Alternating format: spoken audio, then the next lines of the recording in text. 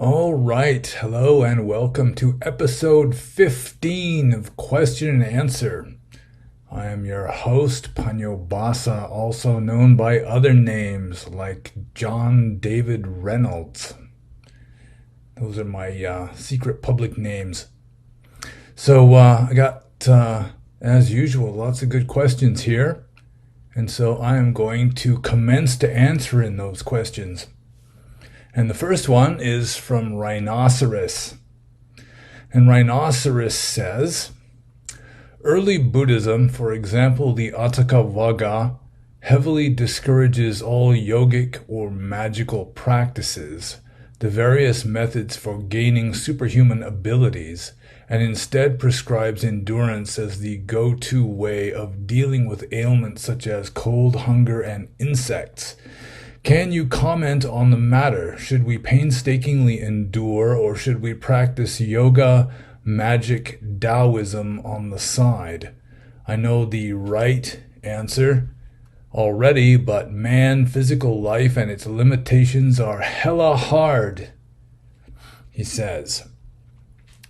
Okay, well, first of all, I would just point out that the Atthakavagga or early Buddhism really doesn't heavily discourage yoga, like yogic practices. And by yogic practices, I don't mean, wearing the tight yoga pants and doing sun salutations and so forth on a mat. But yoga really, it means any kind of spiritual practice, any kind of dedicated spiritual practice. And so really just meditation or wandering around homeless could be called the yoga of an early Buddhist ascetic. It is true, though, that early Buddhism and even later Theravada does discourage magical practices like developing, not so much developing psychic powers, but developing them as like your main goal. I mean, if they arise as kind of a side effect of your other practices, that's fine. But even then, you shouldn't be showing them off. But with regard to, let's see here, the various methods for gaining superhuman abilities, and instead prescribes endurance as the go-to way of dealing with ailments such as cold, hunger, and insects. Okay, well, with regard to endurance, definitely the Atthakavagga and other early Buddhist texts encourage a monk enduring with equanimity cold, hunger, heat, sickness, all that kind of stuff, all the unpleasantness that arises, especially for an ascetic who's just living outside, sleeping on the ground under trees and begging for his food silently in the streets and everything. Like living in caves or whatever. He's not just sitting there enduring, just like bitching and moaning to himself and, oh, this sucks and I just gotta put up with it. It's not that kind of endurance, really. It's the yogic practice of like mindful detachment and equanimity. I mean, that is practiced as a kind of yogic practice, not outwardly with regard to assuming postures or anything necessarily, but like an inward kind of mental yoga. And so that would come first, just the cultivation of mindful or philosophical detachment. And then when the cold or the hunger or the insects or whatever come along, then you've already got equanimity going. And so they just kind of crash against your equanimity like waves against a rock. So yeah, there still is a kind of yogic practice that's going on, just wandering homeless and meditating, because it's still, even in the Atthakavagga, monks are encouraged to be meditators. So that would be the yogic practice, and that would strengthen you against these hardships. I think that pretty much answers the question. Let's see. Should we painstakingly endure, or should we practice yoga, magic, Taoism on the side? I'm not exactly sure what Rhinoceros means by Taoism here, because there's like the Taoism of essentially like mindful equanimity, just being in harmony with what happens, just kind of accepting what happens and living a kind of minimalist life, like in the Tao Te Ching, something like that. But then later on, Taoism, it really did adopt a lot of I guess you could even call it sorcery. So I'm not exactly sure what kind of Taoism he means, but really you should be practicing mindfulness and detachment and equanimity before the hardships arrive, so that you will already be in the habit of maintaining the equanimity when the hardships arise. And it's way easier that way. If you're practicing mindfulness when things are going pretty good, then you're already in the habit for when things start going pear-shaped or sideways or whatever. So that would be the yogic practice, is just practicing meditation and mindfulness, which cultivates equanimity and a greater capacity for accepting harsh circumstances. So maybe rhinoceros here means yoga is just sort of like a systematic kind of practice, but I think I already answered that, so I'll just move on to the next one. The next question is from Render, and Render asks, do Buddhists make sacrifices to idols? And there's different kinds of sacrifices, I suppose, but I can only speak for Theravada, really. I'm sure most Mahayana would be the same way. I can't really speak for the Tibetans, but if by sacrifices you mean like animal sacrifices, then no, a good Buddhist would not sacrifice an animal to an idol or to anything else. But I mean, there are different kinds of sacrifices. I mean, the sacrifice is, like giving away something of value to you, and I mean that can be possible. Sometimes Buddhists will make offerings to Buddha statues, which technically could be called idols. So there'd be a small sacrifice, I assume, like a little bit of their food. Like, it's really common in Burma that before people eat, they take a little bit of the food and offer it to like the statue on their altar. So you could call that a sacrifice, or just offering flowers, something like that. It would be a teensy little sacrifice. But it's not killing an animal, and really, generally people don't offer anything really big to Buddhist statues or to pagodas, anything like that. They might offer something really big to a monastery, like lots of money, something like that. Whether you consider that a sacrifice or not, I can't really say. But I think I answered that one. So I'm just going to move on to the next one. And the next one is from, I'm not sure how to pronounce the name. It's Miguel, I think. A fellow who lives in Iceland. And he says, I often think about this right-wing sort of spirituality that I was into for some time. That's how I came across you. I think about someone like Evola. He wrote a book about Zen Buddhism, as you may know.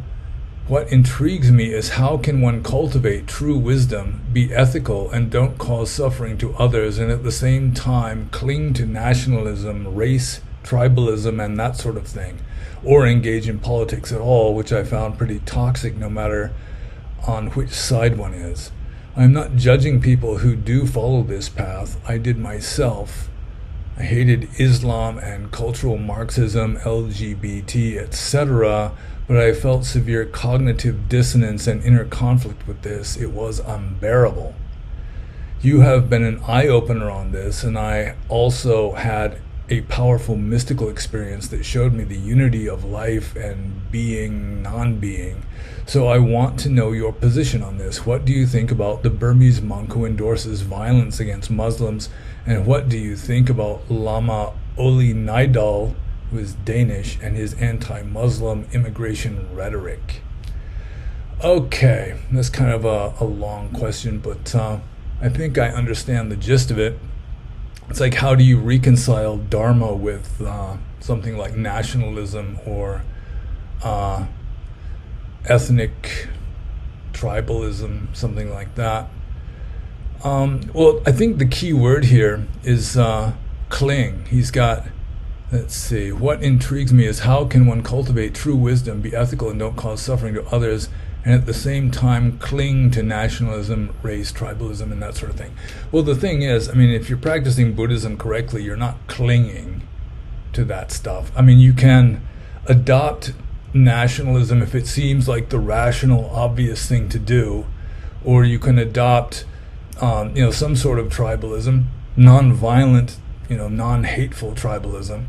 But just belonging to a tribe, a lot of people seem to instinctively crave that, or just instinctively feel more natural and happy if they belong to some kind of tribe. Even like a Dharma group can be kind of a local tribe. So nationalism and race and tribalism and that sort of thing, I mean, in and of themselves, they're neutral. They're neither good nor bad. It's just the attitudes of the people. It's like anything in Buddhism, or the way karma works. The outward act itself is really more or less neutral. But it's the mental states that go along with the action, the outward action, that really determine whether it's good or bad. And I always give the example of the person who sees, a snake trying to swallow a frog, and the frog is struggling and trying to get away, and you chase the snake away. But if you do it out of compassion for the frog, you've done something wholesome and good. You've made good karma. If you do it out of aversion for the snake, you've done something unwholesome and bad and made bad karma. It's exactly the same action, but whether it is wholesome or unwholesome, whether it's good karma or bad karma, depends on your motivation, why you did it, like the mental states accompanying the action. So it can be that way with regard to nationalism or tribalism of any sort also. Maybe not of any sort, but of many sorts. And so if it just seems like the obvious thing to do, like he mentions the Burmese monk who endorses violence against Muslims. Whether he really does endorse violence against Muslims, I'm not sure. I don't know enough about him. His name is Venerable Wirathu. And I'm not sure. If he does endorse violence against anybody, that would be non-Buddhist. That would be non-Dharmic. But, there's a difference between endorsing violence and just wanting to preserve, like, Buddhist tradition in Burma. There's nothing necessarily wrong with that. It's worldly and samsaric to some extent. But we are living in the world. We are human beings living in the world. We do have some social responsibilities. Monks aren't supposed to have as many, but still, a good Buddhist can still want to preserve Buddhism. And if he thinks that the country being taken over by Muslims is a real threat, and that could destroy Buddhism in the country, then he may consider it to be appropriate to take measures, although they should not be motivated by hatred or desire for violence or revenge or anything like that. It should be done objectively and peacefully and with some equanimity and preferably with some compassion. With regard to Lama Oli Naidal, I really don't know that much about him. I'm told about him a lot. But it says here he's got anti-Muslim immigration rhetoric. Seriously, if he really does think that it would be bad for the country, then, so long as he's not motivated by hatred or anything like that, so long as he's not endorsing violence or hate or anger, trying to stir up resentment, anything like that, but so long as he's pointing out what he considers to be a legitimate danger, and he's trying to do something peaceful about it, something positive, then he's not doing anything necessarily wrong at all. And that applies to just about anything. It's not just being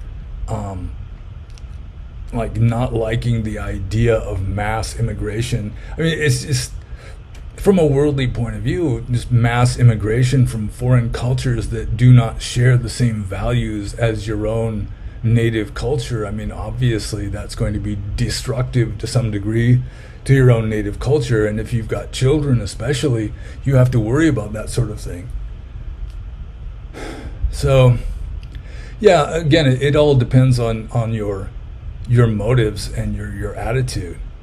So if you can just objectively see something as positive or helpful, even though it might be politically incorrect or frowned upon by others, then, I mean, you're not doing anything wrong necessarily by endorsing that. And if you see what you consider to be a danger just objectively and pointing that out and maybe adopting some peaceful, non-violent measures to deal with it, then really there's no conflict with at least lay Buddhism. Monks, monastics in general, they're supposed to renounce that sort of thing and just go off into a forest or into a cloister and meditate. But lay people, I mean, you're just living in the world. You've got responsibilities, you've got duties, and trying to protect your community, that would be like an obvious duty. So I don't see necessarily anything wrong with a certain amount of nationalism and tribalism, so long as it's got positive reasons and you're not endorsing anything really non-dharmic by doing it. And again, one of the main words in this question is cling. You don't cling to it, but still, I mean, you can do it with a certain amount of philosophical detachment. Like if your car gets a flat tire, you change the tire. I mean, you're not clinging to anything necessarily. You just see that the tire needs to be changed, so you get out and change it. I mean, any kind of problem solving can be that way. It doesn't require any kind of clinging. And the more philosophical detachment and equanimity and compassion you've got, then that's good. That's the more the better. So I think I've answered that question more or less well enough. So I move on to Michel's next question, and I hope he forgives me if I mispronounce his name, because I don't know how the name Mike is pronounced in Iceland. So his next question, I assume it's a he, is as the situation is now in Afghanistan, what is your position on this conflict? So what is my position on the conflict in Afghanistan? I'm just observing it with interest, really. I mean, I'm not really picking sides. It's like it obviously was just bungled. It was totally botched, the withdrawal. People just want to blame like Donald Trump for even like saying that he wanted to withdraw his forces, but Obama wanted to withdraw the forces before that, and Biden, I'm pretty sure, was speaking in favor of withdrawing forces when he was vice president, maybe even before then. So just withdrawing the forces is no problem. It was just totally botched. It was just an idiotic fiasco the way they went about it. Like withdrawing, first of all, just apparently ignoring the likelihood that the Taliban was going to take over. And Biden had like intelligence reports saying that the Taliban was going to take over really fast, and he was just like, nope, not going to happen. And so it's like the wishful thinking of liberals, and that's one thing. That's one of the main differences between the left and the right. To the extent that the left and right are still valid as a kind of binary, the right seems to be more realistic in the sense of they're willing to stick with stuff that is tried and true, stuff that they know from experience is going to work, whereas the left prefers a kind of idealistic wishful thinking to reality. They're like opposed to the way things are, which is reality, and they just prefer these ideas that don't necessarily have much grounding in empirical truth. And so you wind up with something like this, where they just, they're flying the gay pride flag over the embassy in Kabul just a few months ago, and they just assume that everyone's just going to see the light and convert to some kind of lefty liberalism, which of course isn't going to happen, and it just collapses as soon as they leave. And then they just pull out their troops, just essentially stranding like 100,000 people that should be evacuated before the army leaves. And then they just leave behind all this sophisticated weaponry and so forth. I mean, the whole thing was just a complete fiasco. And then like handing the Taliban lists of people that's, please let them through your checkpoint so they can be evacuated But I mean, those are like the main enemies of the Taliban. I mean, it's essentially a kill list if the Taliban chooses it to be that way. So I don't know. With regard to taking sides, I don't really take sides on this issue. I assume the Afghanis have the right to self-determination just like anybody else, and I think to some degree they are justified in rejecting a kind of ideology that insists upon face masks and tears down statues and opposes freedom of speech. So, yeah, well, good luck to the people of Afghanistan. I think I'm not sure, I assume that the Persians conquered Afghanistan. So, I mean, that was in ancient times. Alexander the Great conquered Afghanistan, or Bactria as it was called back then, without too much difficulty. Although I think he had to marry a Bactrian princess to really clinch the deal. But ever since then, it's been pretty hard. Afghanistan's a tough country. Like the man who would be king. It's all rugged, mountainous terrain with like rugged people there, and probably just best to just let them do as they please, so long as they're not launching terrorist attacks against us.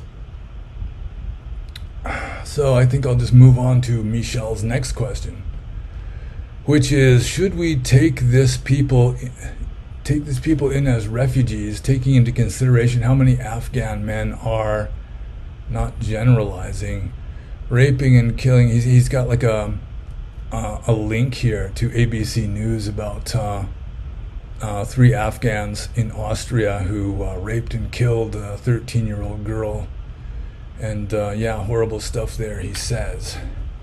So taking in refugees, this kind of goes back to the earlier question of, if you see that something obviously is dangerous, I mean, it's not necessarily evil racism or hate speech or anything like that. I mean, it's obviously, just going with statistics, you're going to be importing a lot of violent people who do not share the same values as Western civilization. So, yeah, I mean, I don't see necessarily anything wrong with wanting to very carefully vet immigrants instead of just opening the gates and just letting them rush in, like is happening pretty much wherever you've got like people of European ancestry. The liberal or the left side of the population is essentially wanting to commit racial suicide, just for ideological propagandist reasons. So yeah, should we take in these people as refugees? Yeah, I mean, they should be very carefully vetted. I mean, some of them, I'm sure they were like allies of the U.S. in Afghanistan, and if they stay in Afghanistan, they're going to be beheaded or worse. So it does make sense that they would leave, and preferably they'd go somewhere where they are welcome instead of just being forcibly transplanted into some American town or some European village where they just are just aliens and do not share the same values as the people around them. So maybe import them into left-leaning cities and let the leftists deal with it, since they're the ones that are mainly keen on that sort of thing. So I'll move on to Michel's next question, which is, what was the position of the Buddha? Presumably with regard to the stuff above that Michel was talking about here. I'll just ask the question again. What was the position of the Buddha? Did he discriminate between northern Indians and southern Indians, or just people in general? Is discrimination part of a genuine spiritual path? The position of the Buddha, well, he didn't discriminate between northern Indians and southern Indians. He really didn't discriminate. Although by modern or postmodern standards, yeah, he was a racist and discriminated and all that. But he judged people individually, if he judged them at all. So the main teaching of the Buddha is like a person is good or bad not because of their ancestry, but because of their moral character. And so like any man of any race could become a monk. He could join the Bhikkhu Sangha. And it just turned out that it was mainly men of the upper classes, especially early on, who were becoming monks. And the Buddha was not discriminating against like the Aboriginal peoples or the Shudras, like the lower castes, although by modern standards he would have been just a horrific racist, because there was not equity in the Sangha. There wasn't racial the same proportions of people in the national population as there was in the Sangha, presumably. If you read the text, it does seem that it was mostly men of the upper castes who were becoming monks. So, but I mean, it was, the Buddha just said anybody can enter, and it just turned out that different tribes, different ethnicities, or even different social classes have got different values and different priorities. And it may be that people of the upper classes were more likely to have had their fill of worldliness and have found it wanting and just went in search of something better, maybe.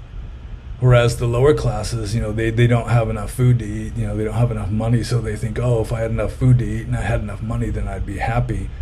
But a lot of the upper classes, they get all that. Like the Buddha himself, according to the legend, he had palaces and harems and all this sort of thing, and he still wasn't satisfied, because no matter what you do in life, you're never going to be completely satisfied. That's the first noble truth of Buddhism.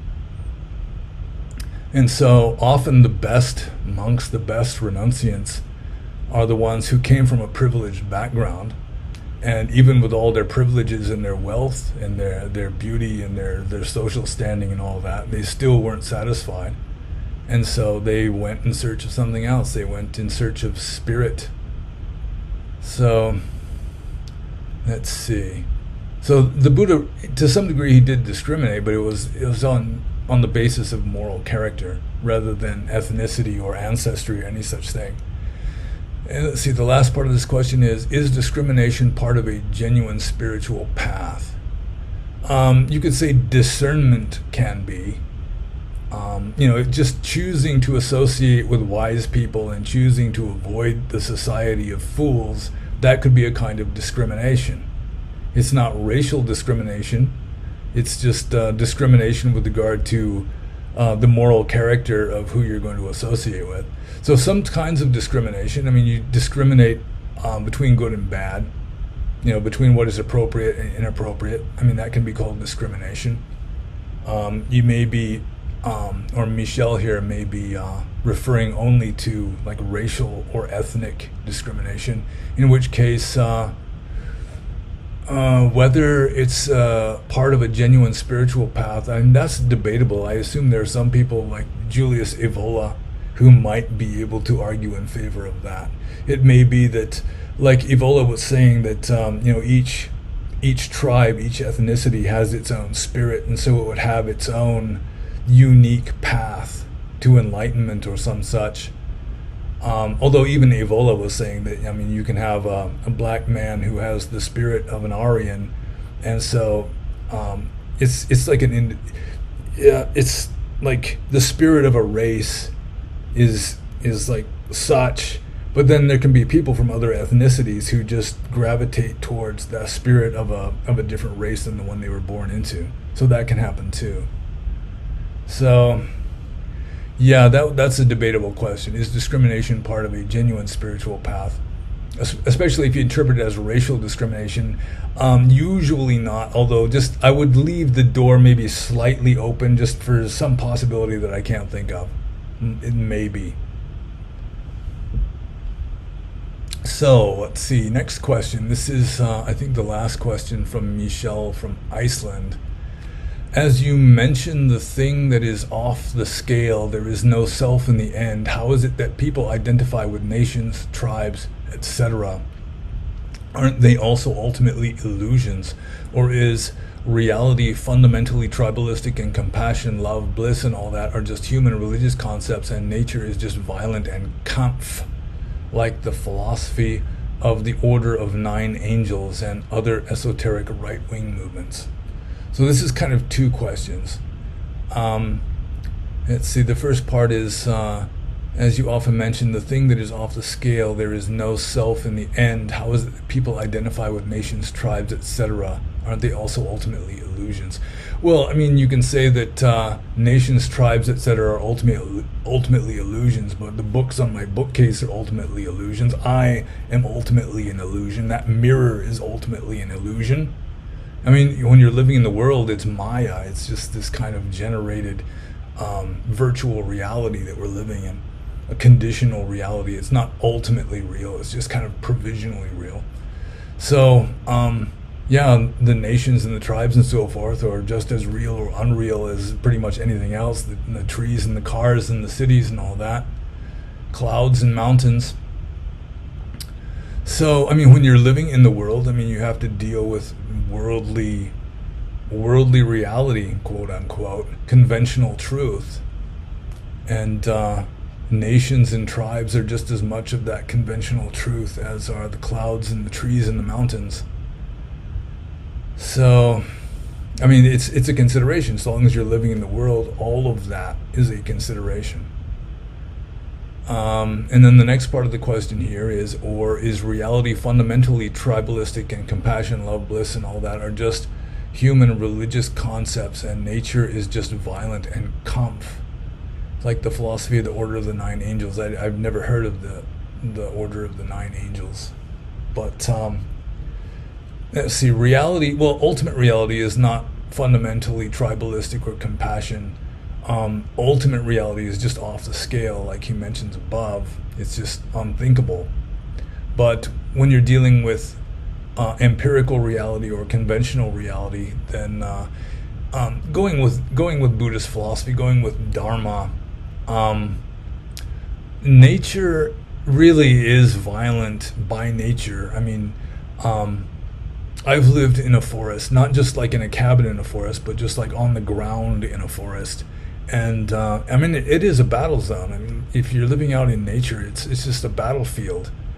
Like, the birds aren't singing because they're happy. They're singing deadly seriousness. And, everything is out trying to eat something else.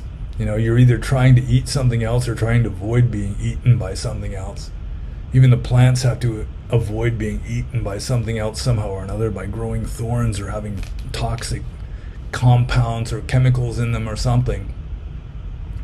So, yeah, you can say that nature is violent, but something like he's got compassion, love, and bliss. Those are coming closer to ultimate reality.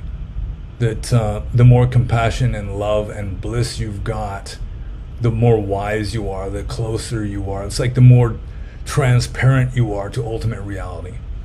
Like you've got, like the most hardened psychopath could be just spiritually opaque. I mean, if that's even possible, it may be that no matter how bad a person is, they're still going to have like a little glimmer of light coming through them. But, you've got some kind of vampire or something, they're just going to be opaque. No spirit, no light shines through them. And then a fully enlightened being, they could be like transparent, they're just like a pane of glass and just the spirit shines right through them. But the average person is going to be kind of translucent, like a bathroom window or like a shower curtain or something, where some light comes through, but it's not perfectly coming through. And the more compassion, love, and bliss you've got, as a general rule, the more light you're going to be coming through you, because in a way it's a worldly manifestation of this light, or of spirit, or truth, or reality, nirvana, God, Tao, Brahman, whatever you want to call it.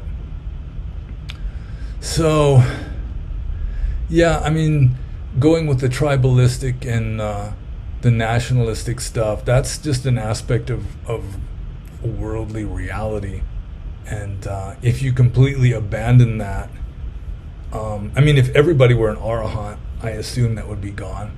But if one nation abandons it, as a general rule, that nation just collapses. I mean, that's kind of what history shows. You got too much diversity then you don't have like anything, you don't have a binding agent, you don't have anything holding the society together anymore. You've got different parts of the society wanting to go in different directions with different values and so forth, then it disintegrates.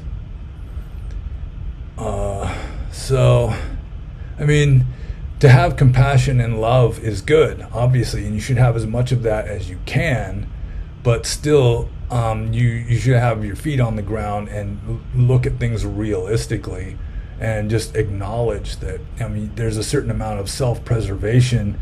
You should take measures to preserve not only your individual self and maybe the people that depend on you, but also just your community, because to some degree your community depends on you also. And that's where the nationalism or the tribalism can come in a valid way, even within the context of Dharma. But again, I mean, you anything that you do that is motivated by anger or hatred or resentment or revenge is going to be bad karma. So the outward actions of trying to protect and strengthen your community or your tribe or your nation should be as peaceful as you can manage, and you should have as at least neutral mental states. Even if you can't manage compassion and love, at least there should be a kind of philosophical detachment and neutrality rather than negativity and hatred and anger and so forth. So I think I'll just move on to the next question. I hope I answered that one. And the next one is from Oroboro. And Oroboro asks, is compassion a form of attachment? And if so, should we free ourselves from it? Well, I've kind of talked about compassion just a minute ago. No, compassion is not necessarily a form of attachment. It is somewhat paradoxical to me. I used to think about this a lot, because compassion literally means suffering with. You know, the calm means with, and the passion means suffering. So compassion means, you know, you feel another person's suffering. And if you've got like a wise saint who is above ordinary suffering, then for him to have compassion or her to have compassion for a suffering being, they'd have to be feeling that suffering, which in a way would kind of negate their enlightenment or something. But it really doesn't work that way. In a way, you're just transmuting it into perfection. Like if a saint sees an angry person, you know, they're not seeing it in the same terms as the angry person is seeing themselves. They're just seeing it as like just a form of energy or something like that. So, but getting back to the question here, is compassion a form of attachment? And if so, should we free ourselves from it? There is kind of a subtle difference. I mean, if you see somebody, and I do this a lot, I go out in public and you see people that are just all messed up, you know, they're all crippled up, or they're just like messed up on drugs or whatever, and just mentally ill, and it can make you feel uncomfortable. And so you can sort of have a kind of compassion that it's not entirely wholesome, in that it's like you want to help that person just to make yourself feel better, something like that. Yeah, that could have a certain element of unskillful karma involved. But compassion in general is a good thing. The Buddha himself was motivated, supposedly, according to the texts, he was motivated by compassion, moved by compassion to help others, to help all beings if possible. So, yeah, genuine compassion, it's not an attachment, and we don't need to free ourselves from it. Although there are certain emotions that can mimic compassion that really are not all that skillful. I'm trying to think of the word for it. It's not necessarily sympathy. I'm having a mental block, but there is a kind of emotion where it can kind of mimic compassion, but really it does involve attachment. So it's sort of like with love. I mean, there's different kinds of love. You can have unattached love, which would be like enlightened spiritual kind of love, or then you could have like the really attached clingy, really like conditional kind of love, which has a little bit of love in it, but is mostly like animal instincts and that sort of thing. So you can have like an animal instinct kind of compassion that maybe has a little bit of real compassion in it, but is mostly just like animal instinct stuff, like social instincts, that kind of a thing.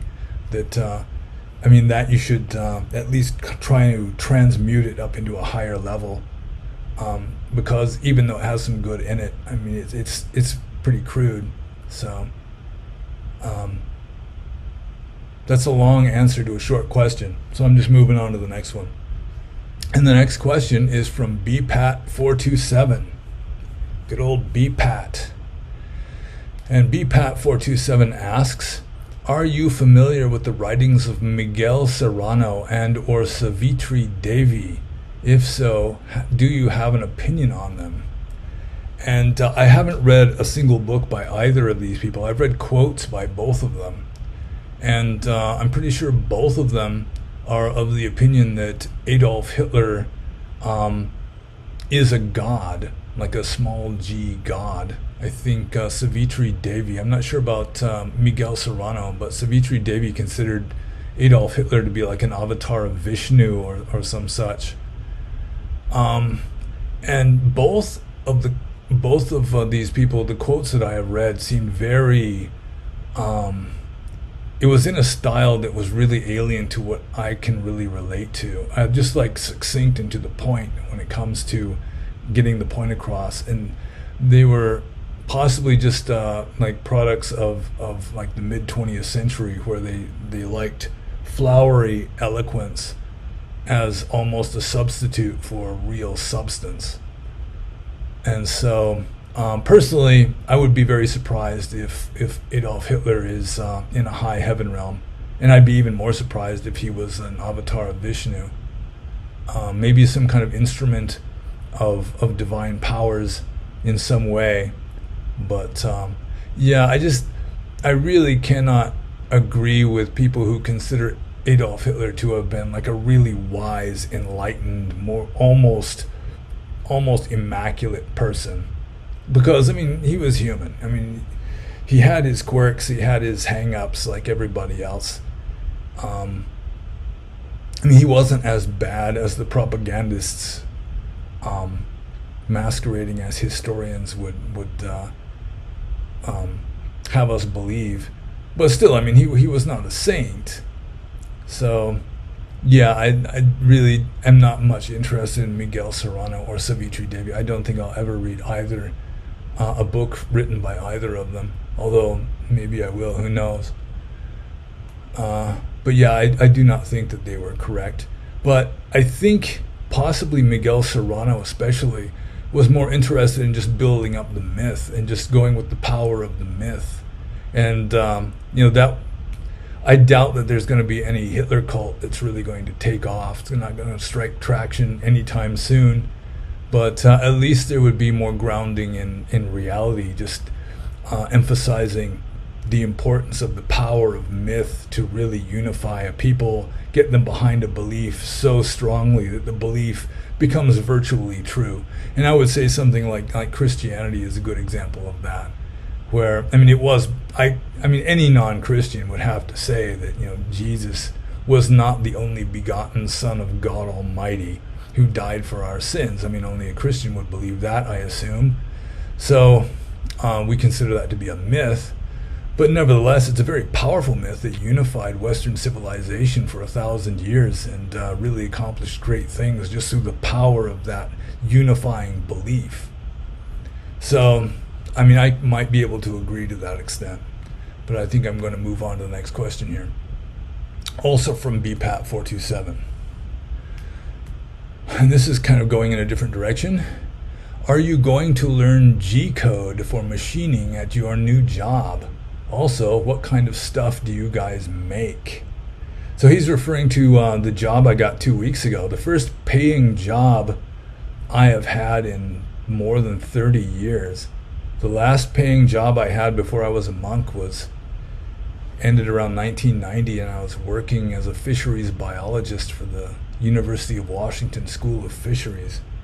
But now I'm working in a sheet metal shop. And I'm not exactly sure what G code is. Some of the machines at the shop do have computers hooked up to them, and you program in like the shape. It's like you get a special order. Somebody wants a certain shape of metal gadget. Like a gutter. That's an obvious example. Some kind of trim. They want it at a certain angle that isn't in stock. So you got to program it into the computer, and then it tells you, how to bend it and this sort of thing. So whether that involves G code or not, I have no idea. It's not really like your standard sheet metal shop is not really hyper advanced technologically. There are some computers and that sort of thing, but it's not really super advanced like a factory making auto parts or something like that. Because really we are just, you start off with just rolls of sheet metal, and then it gets cut up into sheets, and sometimes we can just sell just sheets of just flat metal. But then usually we're making stuff out of the sheet metal, but it's like rolled or stamped and cut and that sort of thing. So it's mostly like sheet metal construction materials is mainly what we're dealing with. So with regard to the G code, I don't know, but there are some computer things you have to learn if you work certain machines. But I'm just entry level.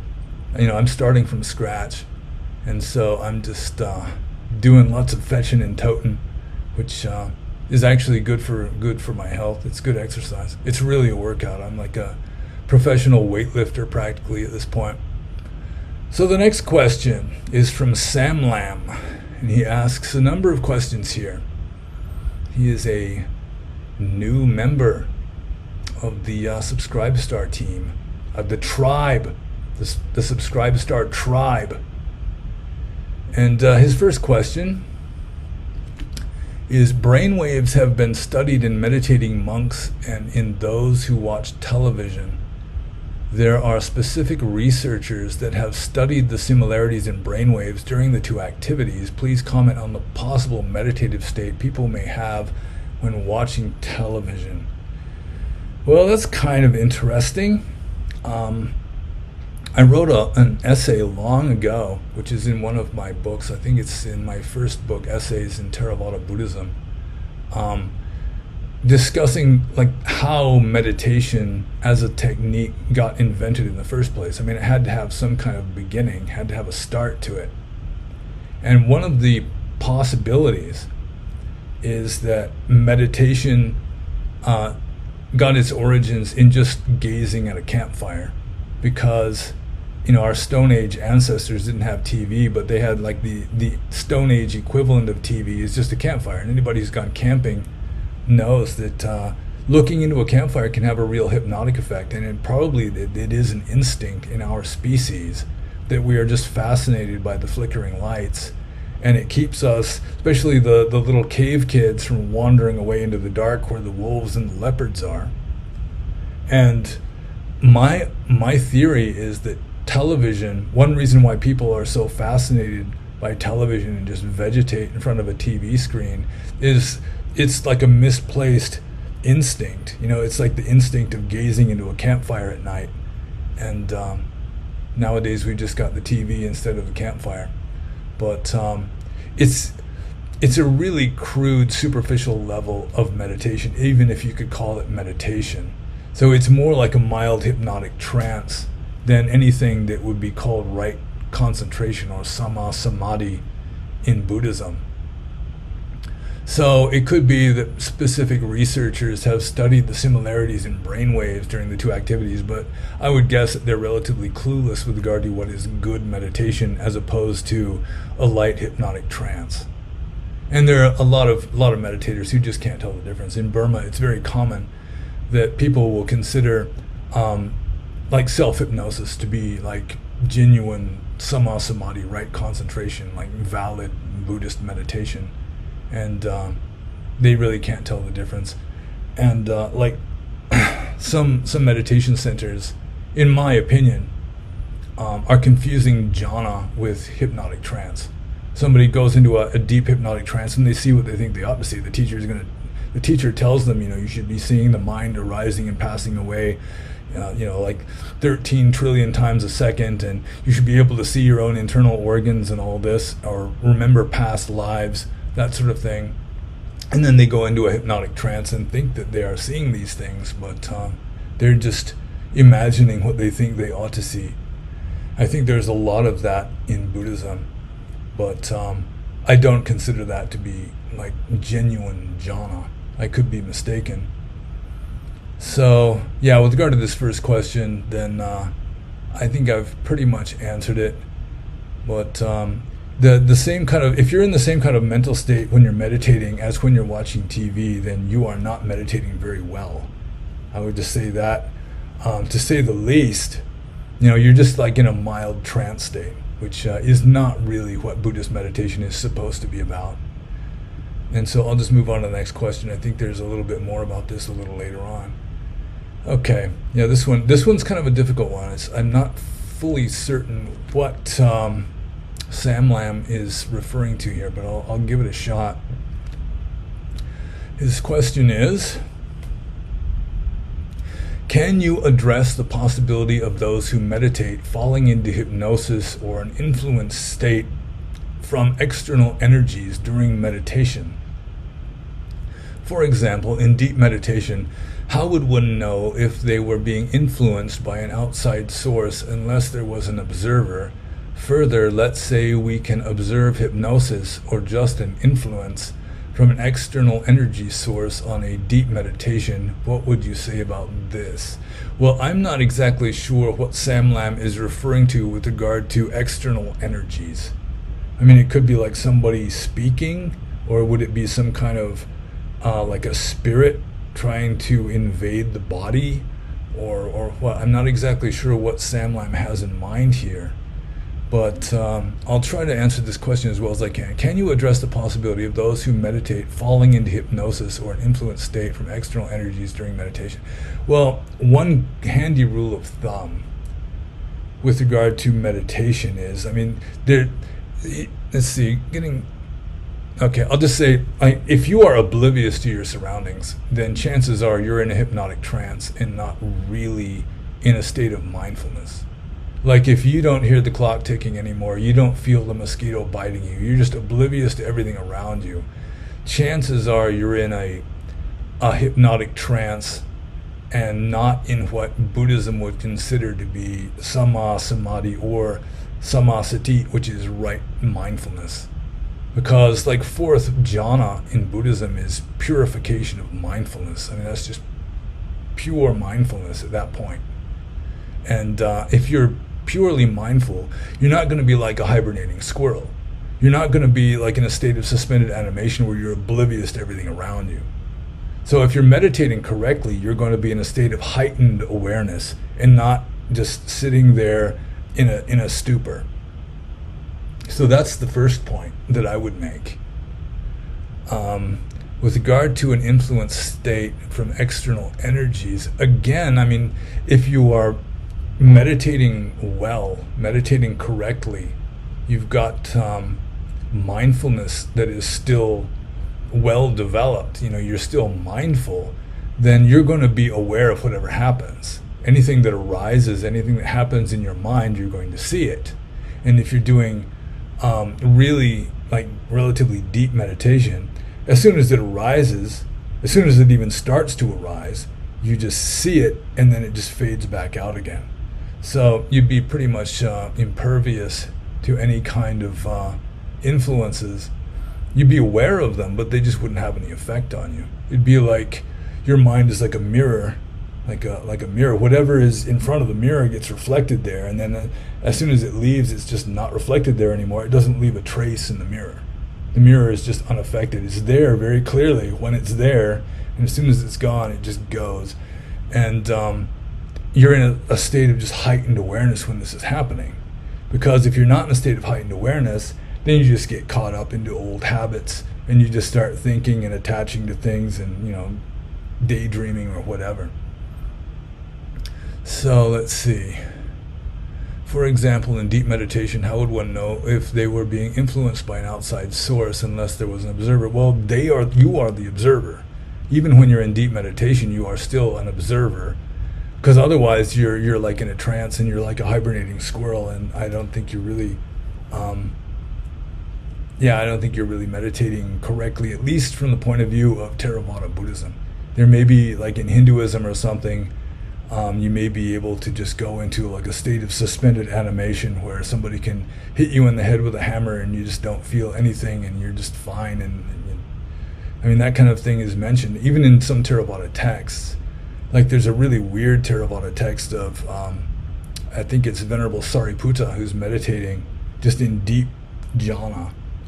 And a couple of ogres or yakas come by, and one of them he just can't help. He sees the bald head of the shaved monk sitting there. He just wants to smash it, and he hits him hard enough to just like cleave a mountain in half, and it has no effect. And then the ogre realizes that he just smashed the head of a saint in vain, and so the ground just opened up and he falls into hell. And then finally, when Sariputta is done meditating, his friend Mahamoggallana, who was also a meditation master, asked him, "Didn't you feel anything just now?" And Sariputta says, "No, but I do have a little bit of a headache." And I would consider that story just to be a kind of mythology.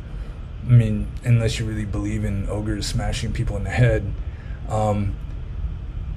probably composed by someone who already, even in ancient times, was confusing hypnotic trance, where you're just like a hibernating squirrel and oblivious to everything around you, with purification of mindfulness, where you're in a heightened state of awareness. Even then, I mean, if an ogre smashed you, I mean, you might not be bothered by it, but because you would just be like the mirror, just like, it's there and then it's not there. As soon as the smashing is done, it's just gone, and you just keep sitting there. So yeah, I think there is a little bit of a misunderstanding with regard to what meditation is in Buddhism, and it's not going into a trance where you're oblivious to everything around you. Where, I mean, if that happens to you, then you probably are in a hypnotic trance, and it may be that you are vulnerable to external energy sources, or just somebody messing with you or whatever. But if you are in a heightened state of awareness, like purity of mindfulness, then you're pretty much invincible, I would say. So the next question, also from Samlam, is the idea of karma, or the language surrounding it, seems to be a problem, especially in the West, or maybe everywhere else. It is karma as a state of mind versus karma as cause and effect. In the Tao of Physics by Fritjof Capra, page 88, it states, quote, "The world of Maya changes continuously because the divine Lila is a rhythmic, dynamic play. The dynamic force of the play is karma. Karma means action, where everything is dynamically connected with everything else. In the words of the Gita, karma is the force of creation, where from all things have life. The meaning of karma, like that of Maya, has been brought down from its original cosmic level to the human level, where it has acquired a psychological sense. As long as our view of the world is fragmented, as long as we are under the spell of Maya and think that we are separated from our environment and can act independently, we are bound by karma. Being free from the bond of karma means to realize the unity and harmony of all nature, including ourselves," unquote. And then Samlam says, "Please comment." Well, first of all, I would say that Fritjof Capra there seems to be going with the more Hinduistic conception of karma, that in Theravada Buddhism, karma is volition. Chetanaham bhikkhave kamam vadami, which is a famous quote attributed to the Buddha, saying, "Monks, I say that volition is karma." Or if you don't like the word volition for Chaitanya, it would be something like will. It would be like Schopenhauer's will. And it is a mental state. Karma is a mental state. It's not some sort of cosmic law of every action has an equal and opposite reaction, anything like that. I used to believe that before I became a monk. And then studying Buddhist texts, I realized that karma is a mental state. Karma is volition. And or will, urge, whatever you want to call it, but it is a mental state. And so, yeah, I'm not exactly sure where to take this, because I'm not exactly sure what the question is, other than please comment. But yeah, I would say that Capra is going with a more Hinduistic and cosmic understanding of karma that would not be considered a correct interpretation of it from an orthodox Theravada Buddhist point of view, where like a really simple description of karma that the average materialistic normie even could probably accept is just force of habit. In fact, I read a translation a long time ago that translated karma literally as habit energy. He just called it habit energy. I mean, it wasn't a literal translation when I said literally, but that was the translation, was habit energy for karma. And that's a really good translation, because that is really what karma is. It's like an automatic pilot. It's like when you're not fully conscious, which is pretty much all the time, then just your habits and your conditioning are running your life for you. And that's pretty much how karma works in everyday life. Almost everything we do is habitual to some degree. And that's how karma works, just at a really superficial level.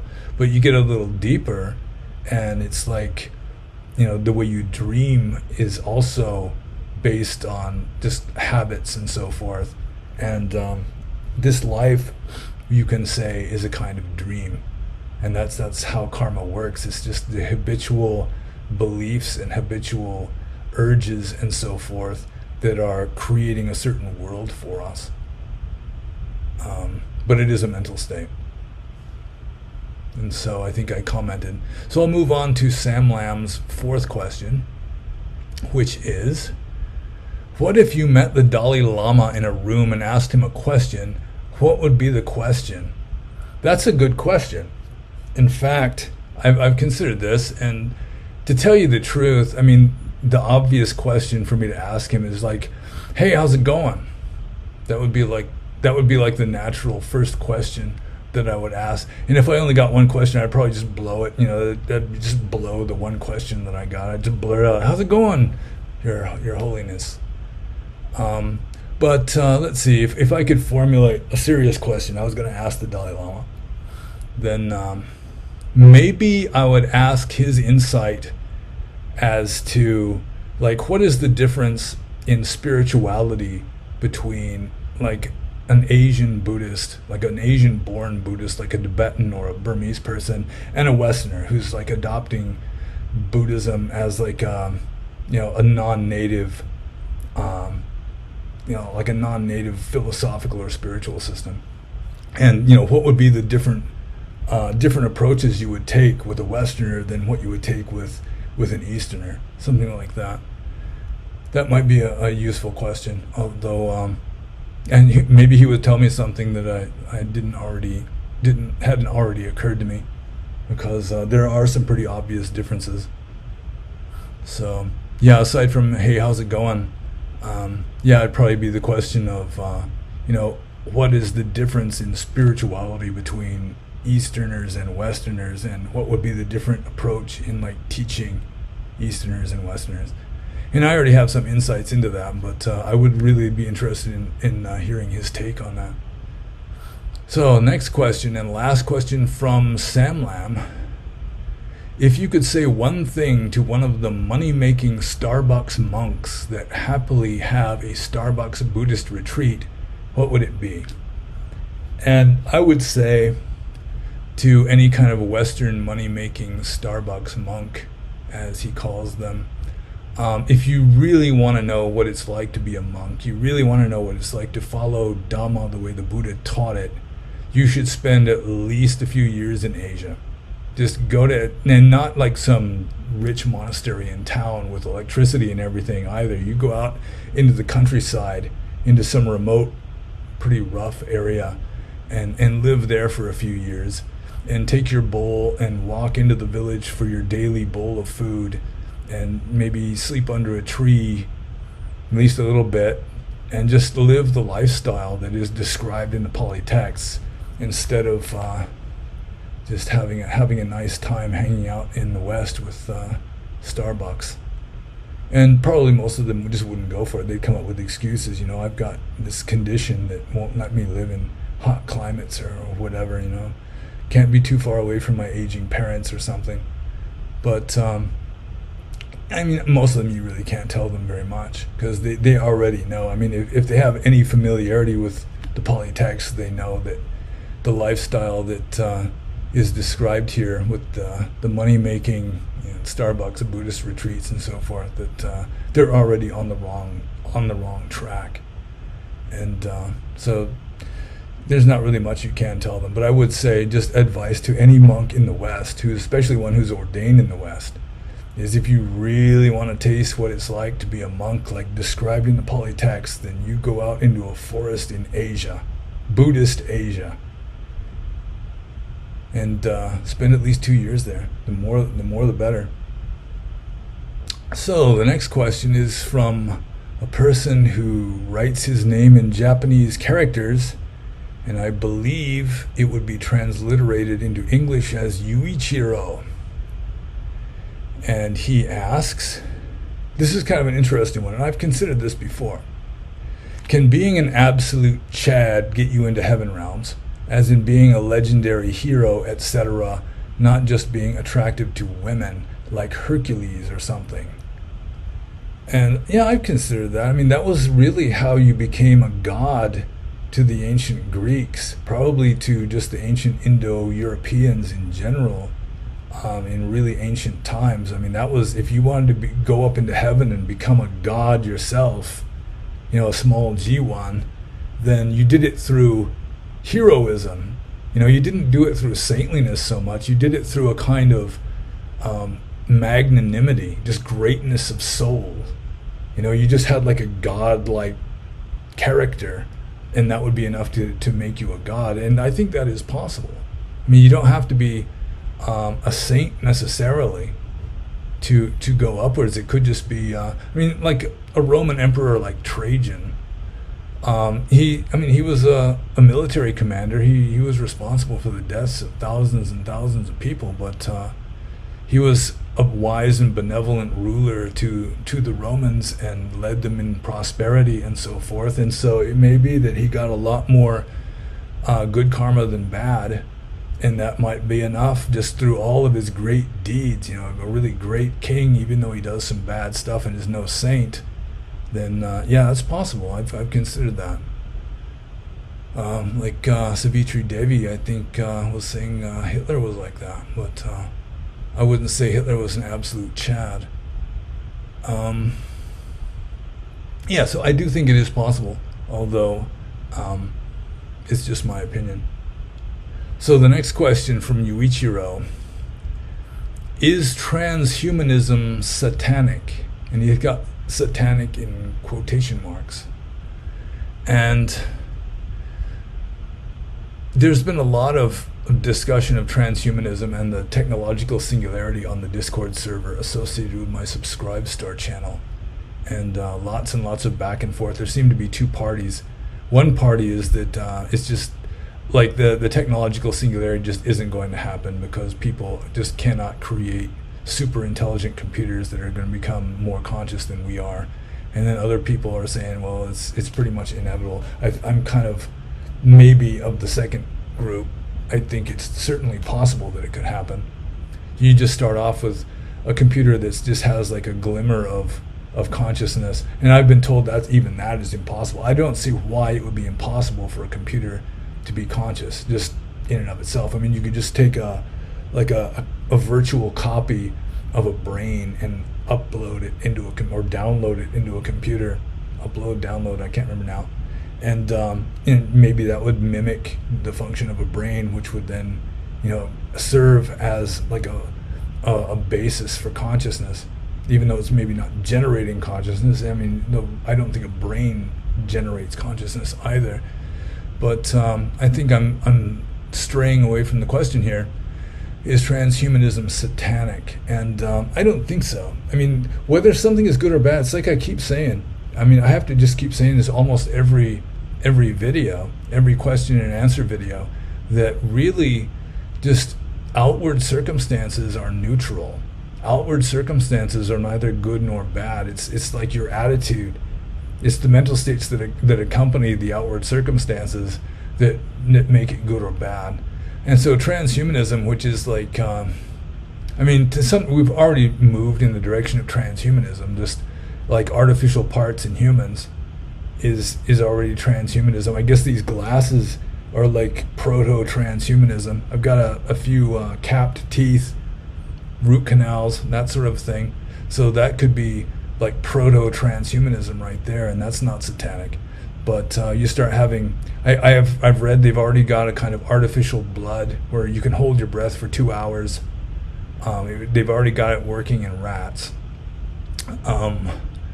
I assume that what Yuichiro is asking here is with regard to like brain implants and that sort of thing, or maybe even just uploading a human brain into a computer like I was already mentioning. And again, it's whether it's satanic or not depends on the motives and the mental states of the people involved. It could be good or it could be bad, and most likely it'll just be some muddy color of gray like everything else. So yeah, I don't think it's necessarily good or bad. It's just what we make of it is going to make it good or bad, and just our attitude with regard to it. So it could go either way, and in most likelihood it'll just be some shade of gray, if it happens, to the extent that it does happen. So the next question, second to last question here, from Trumptonshire Gahapati. This is his first question, I think, unless he's changed names recently.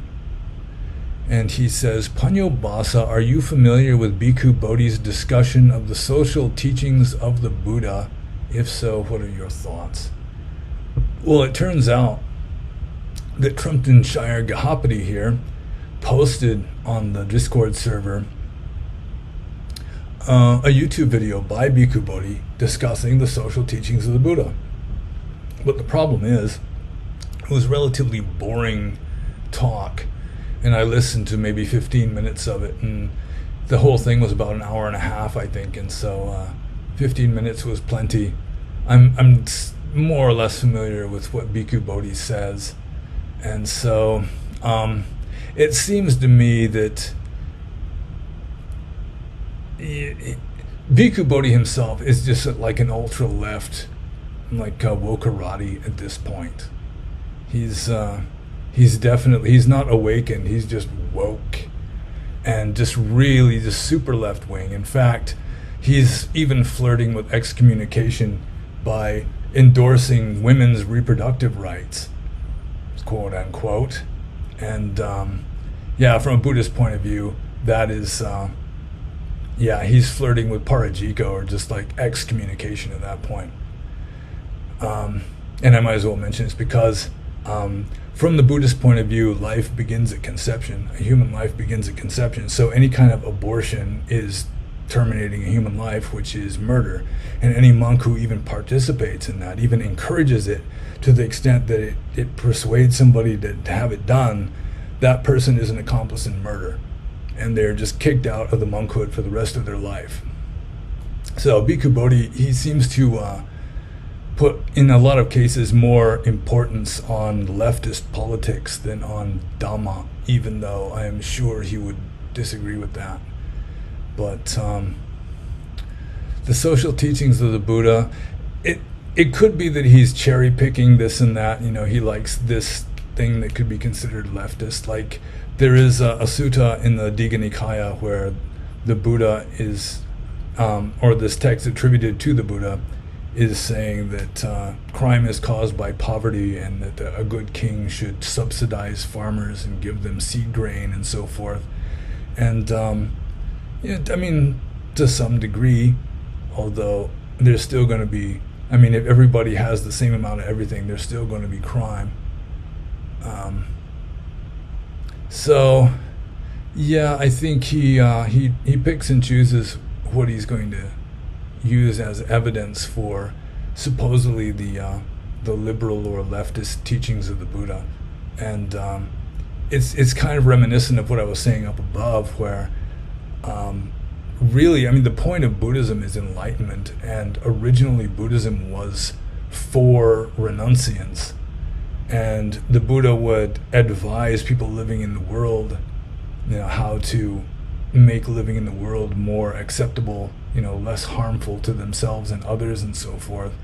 But really, if you wanted to practice Buddhism really intensively, going with ancient Indian society, ancient Indian beliefs, you had to really renounce the world.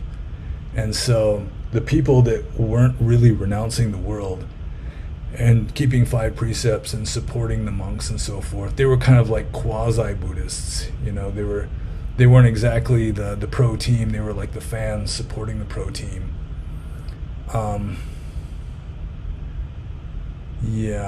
So I mean, Bhikkhu Bodhi, to his credit, he is possibly the best translator of Pali texts into English that we have nowadays. So he is a good translator. His editorial notes are kind of depressing, but and he really doesn't base his knowledge of Dharma on his own personal experience very much. He's considered not to be a meditator. He apparently doesn't put too much emphasis on following the rules of monastic discipline correctly, just based on what I have seen and heard. Somebody like Ajahn Thanisaro, he practices a lot more intensively. He teaches at least partly based on his own experience, and I don't consider him to be quite as good of a translator, because a good translator should be as invisible as possible. You should be, when you're reading a translation, it should be as close to you reading it in the original language as possible. And Bhikkhu Bodhi is pretty good at that. Although Ajahn Thanisaro, he uses all these sort of self-indulgent, idiosyncratic renderings of things, so that it's like his personality is like splattered on every page. It's like every 4th or 5th sentence there might as well be in parentheses, "Look at me, here I am, Ajahn Thanisaro, translating this." But everybody's got their good points and bad points, and Ajahn Thanisaro practices more strictly, and I assume he's got more wisdom than Bhikkhu Bodhi, and Bhikkhu Bodhi is just like a flaming leftist at this point, wearing monk's robes. He's the SJW Rainbow Pope of Buddhism at present. But I didn't watch the whole video, and I really don't care what he says about the social teachings of the Buddha. If you look through the text, you can find teachings of the Buddha that arguably endorse, the liberal or leftist platform, or arguably endorse right-wing platforms, and people are just going to pick and choose what they like the best, and it can go either way. So finally, the very last question is from Chaplin. And Chaplin asks, "You mentioned before that your family is originally from the Deep South and that they had contact with Edgar Cayce. Can you tell us more about these connections, and how does it feel to be back in the land of your ancestors?" Okay, getting to personal stuff. So, it is true that my grandmother wrote a letter to Edgar Cayce, and my father wrote about this. He wrote a kind of occult autobiography, and he mentions this. So I'm just going to quote what my father says in the manuscript of this book that I inherited after he passed away. And my father said this: "Times were hard," and I'll just unquote right now and just say this was during the Great Depression. This is like the 1930s. So I'll start over. "Times were hard, and my father," that's my father's father, my father is saying this. I'll start again. "Times were hard, and my father did not get his usual summer job teaching at the teacher's college. He was despondent and left home swearing that he was going to find some sort of job. He was gone a couple of weeks. My mother did not know where he was. She did not hear from him. Just over the state line in Selma, Alabama, lived a man named Edgar Cayce, who was getting some publicity as the sleeping prophet. My mother felt he must be an American Indian, as only they had this sort of talent. Anyway, She wrote him a letter asking about my dad. The letter he wrote back was, quote, "There is really no reason for me to answer this letter. By the time you get this, you will have heard from your husband. He will be teaching summer school in Jasper, Alabama," unquote. The letter from Dad came the day before the one from Cayce. So that was my family's interaction with Edgar Cayce, the sleeping prophet. Let's see. More about the connections. How does it feel to be back in the land of your ancestors? Well, it's kind of a difficult question to answer, I think. It's like my father came from not far from where I am right now. I'm in South Carolina right now. My father was born in Georgia, and my father's family obviously lived in Georgia. And my mother was born in Alabama, and then for some strange reason I wound up being born in Alaska. And even though all of my ancestors who fought in the Civil War were wearing gray uniforms, I talk like a Yankee. And now that I'm in South Carolina, I may have to not only work on my South Carolina man belly, but work on my accent also. But my father believed that I am a reincarnation of his own father, which would make me my own grandpa. And they were my father's side of the family were like relatively well-off plantation owners. I think it's my great-great-grandpa on my father's mother's side. I saw his last will and testament, and it included an entire page of slaves. It was kind of interesting that the cheapest slaves were an older female slave, which was worth only about $200, but a young male slave was worth about $2,000, which was a heck of a lot of money back in the 1800s. But how does it feel to be back in the land of my ancestors? I don't know. I've just been kind of rootless my entire life. I've been to the deep south once before when I was 4 years old, or maybe one more time before that when I was a baby that I don't remember. But I do remember when I was 4 years old being in Georgia visiting aunts and uncles, and also Alabama. And I'm just kind of a rootless person. Like my home for so long, most of my life has just been this carcass that I travel around in. Being back in the land of my ancestors, the land of my ancestors is just really subliminal at best. I mean, it's not much of a consideration for me. Just, I would like to go and see where my father was born and raised, Mount Berry, Georgia, which is not far from here, as I say. But mainly it's just, I like South Carolina, living up in the hills. And my sweetheart lives here, which is important, and it's really pretty. A lot of trees and animals, and it's pretty hot, which is like the hardest part. It's August, the end of August right now, and very sweaty. Like when I'm working at the sheet metal shop, there's no air conditioning there, and it's just everyone is just drenched in sweat. Drink about a gallon of water every day, just trying to avoid dehydration. But it's good. I like it here. And the land of my ancestors, it's not much of a consideration for me. I really am not. I've not been a very family-oriented person in my life. Both sides of my family were just not close family. So I remember when I was in Burma, a monk asked me how many aunts and uncles I had, and I honestly didn't know. I'd have to stop and calculate, But when I told him that, he was just astonished, because the Burmese are very family-oriented. You can have 3 or 4 generations living in one hut. But it was just like my father and my mother pretty much just ran off and met in Alaska, about as far away from Georgia and Alabama as they could get. And a lot of my family I've never met. So I think I answered that question.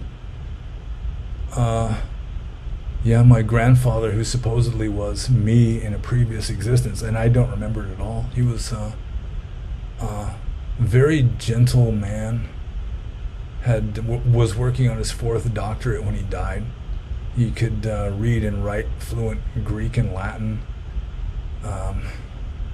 My father was kind of ashamed of him because my father was like this macho kid, sort of borderline juvenile delinquent, and the only thing my father or my grandfather, his father, could do that my father could really be proud of is that he was really good with horses. He was a really good horseman.